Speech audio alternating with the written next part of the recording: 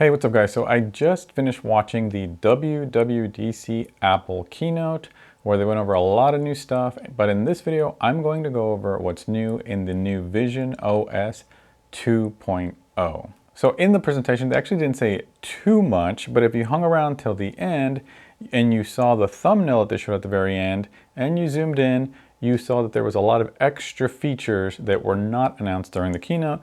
So stick around to the end so I can show you what those are, because those definitely got me excited. So first off, the VisionOS was the first thing they started off with, and the first thing they talked about was spatial photos and basically the ability to automatically generate a spatial photo from your existing photos in your Photos app.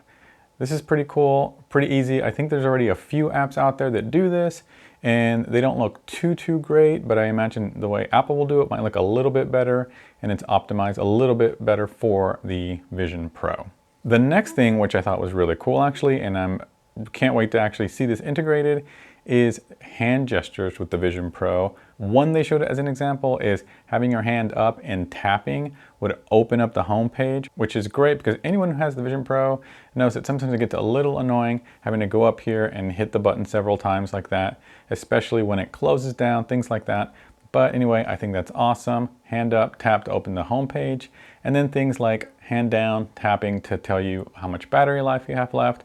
Because one complaint that a lot of people have is about the control center, how it's not that great the way it's designed. You have to look up, and a lot of times it doesn't pop up, or sometimes it does pop up, you know, when you don't want it to pop up. So I think if there was hand gestures to do things that you want to know, information you want to know, common tasks, that would make things much nicer and much more efficient. So third one, this one actually is awesome and one that I think everyone is excited about.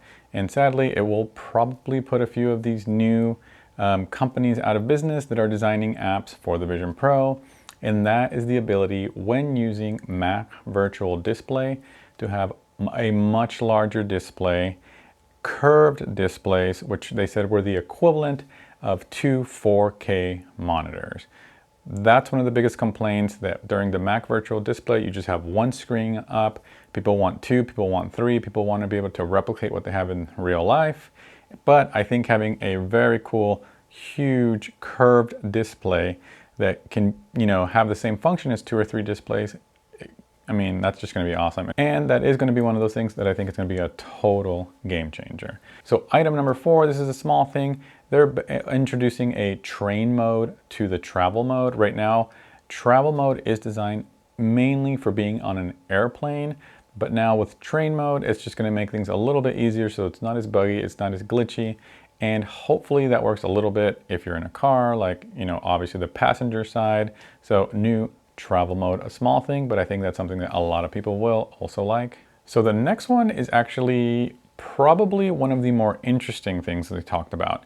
And this is kind of showing you where Apple is going with this and how they plan on using the Vision Pro and how they plan on having other people, anyone who owns one, use the Vision Pro. And it was interesting that they talked a lot about filmmaking, showed new gear, and they talked a lot about new content, new media that's coming out. The one thing that in particular interested me is a new lens coming out by Canon to be able to capture spatial video.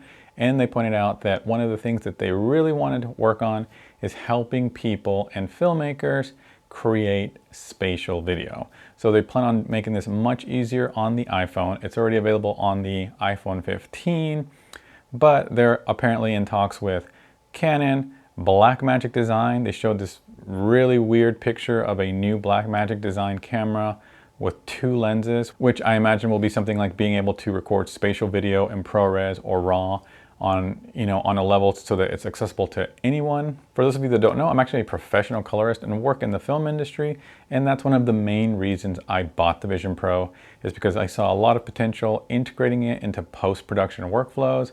And apparently Apple is moving in this direction, because the thought of Blackmagic Design having a camera that shoots in spatial video, stereoscopic video, and knowing that they have a history of releasing cameras at a very good price point, I can see this within a year being a thing where people are buying professional grade cameras for probably under $2,000 or $3,000, which is about the price point that Blackmagic Design has for a lot of their cameras.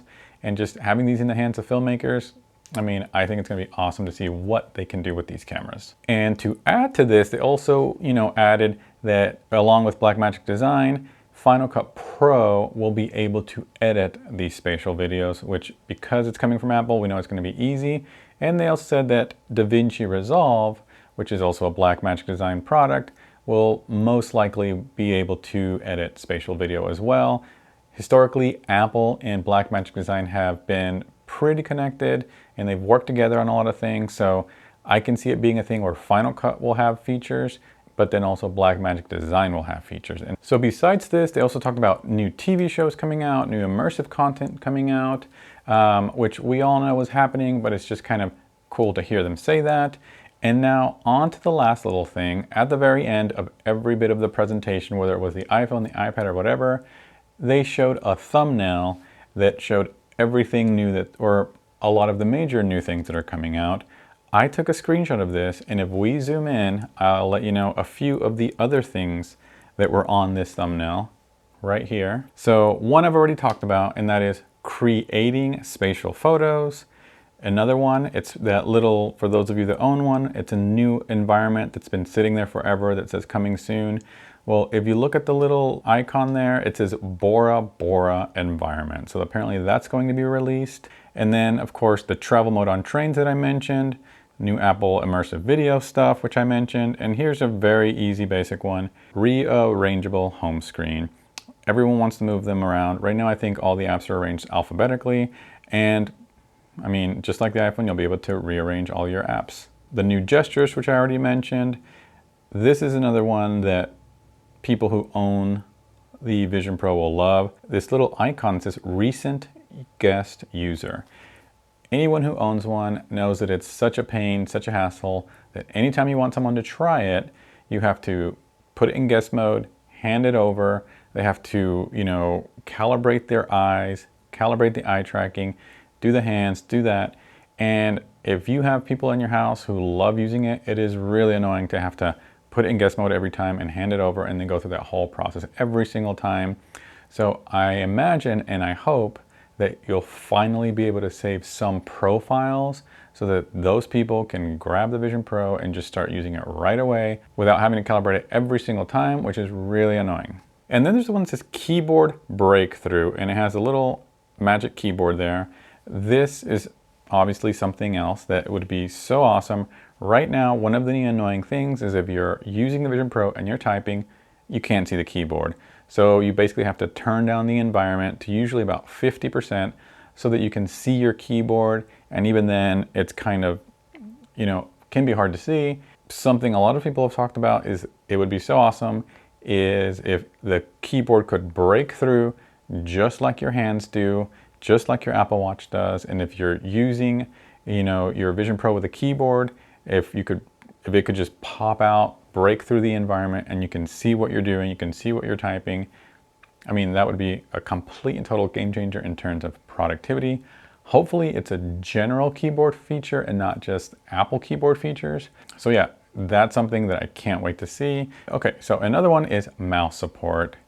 Some of you already know that right now you can only use the Apple trackpad with the Vision Pro. It functions like the mouse, just like it does on the iPad or any other device. And being able to also use it with a mouse, especially if it's paired with any mouse you have, any Bluetooth mouse, again, that would be awesome. Imagining having, with the other new features, a wraparound giant screen, breakthrough keyboard that you can see everything that you're typing, and being able to use your mouse. I think this alone is just going to make things so much easier and so much more functional to use and really be able to take full advantage of your Vision Pro. And then the last thing they mentioned is that it is coming to new countries starting June 28th and July. So right now it's only available in the US. Obviously, people in the UK, people overseas have been wanting to get their hands on them, and you're finally going to be able to do this month and next month. Okay, so that's it. Short video. Those are the new VisionOS 2.0 updates, which I believe they said are coming in the fall. Great updates. I'm sure there's a bunch of new things.